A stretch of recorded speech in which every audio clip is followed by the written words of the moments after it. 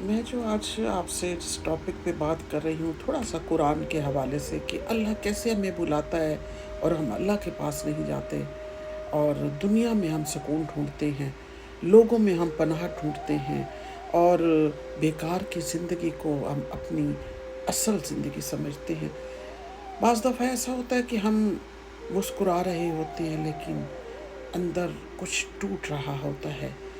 ہم ٹھیک ٹھاک دکھائی دیتے ہیں لیکن دل مر رہا ہوتا ہے۔ اور سب سے جو تکلیف دہ بات ہے کہ کسی کو فرق ہی نہیں پڑتا، کوئی پوچھتا بھی نہیں۔ لوگ کہتے ہیں اللہ بہتر کرے گا، لیکن کوئی یہ نہیں پوچھتا تم کیسے ہو، تمہارا حال کیا ہے، تم نے کچھ کھایا بھی ہے، تمہاری زندگی کیسے گزر رہی ہے۔ ایسے میں اگر دل تنہا ہو جائے تو یاد رکھیں یہ تنہائی سزا نہیں ہے، یہ اللہ کی طرف بلایا جانا ہے آپ کو۔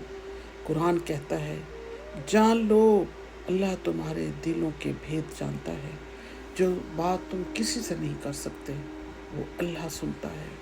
جو آنسو تم تکیے میں بھگوتے ہو، تکیے کو تکیے میں پہ منہ رکھ کے روتے ہو، وہ اللہ گن رہا ہوتا ہے۔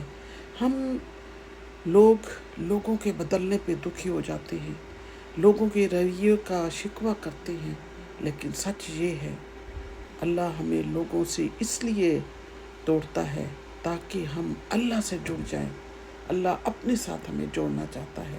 قرآن میں ہے دوڑو اللہ کی طرف، سورۃ ذرزیات میں ہے کہ دوڑ کے آؤ اللہ بلا رہا ہے۔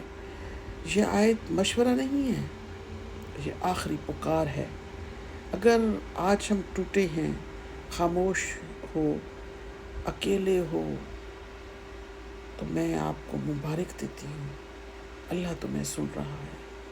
قرآن کہتا ہے اور ہم انسان کی شہرت سے بھی زیادہ قریب ہیں، لوگ چلے جائیں تو تکلیف ہوتی ہے لیکن اللہ قریب ہوتا ہے، زندگی بدل دیتا ہے۔ اور میری آخری بات آپ سے ہے کہ آج دل بہت بوجھل ہے تو یہ سمجھ لو اللہ تمہیں خالی کر رہا ہے تاکہ وہ تمہیں اچھی نعمتوں سے تمہیں بھر دے، تمہیں خوشحال کر دے، اپنی محبت کے رنگ میں وہ آپ کو رنگ دے۔ تو پریشان نہیں ہونا، اداس بیٹھے ہو تو اللہ کی طرف دیکھو، اللہ تمہیں بھر رہا ہے، اللہ تمہیں اپنا بنا رہا ہے، اللہ تمہیں اپنا رہا ہے۔ ان باتوں کو سوچو گے، دل مطمئن ہوگا، سکون ملے گا، اور رخ جو آپ کا ہے خود بخود ہی اللہ کی طرف ہو جائے۔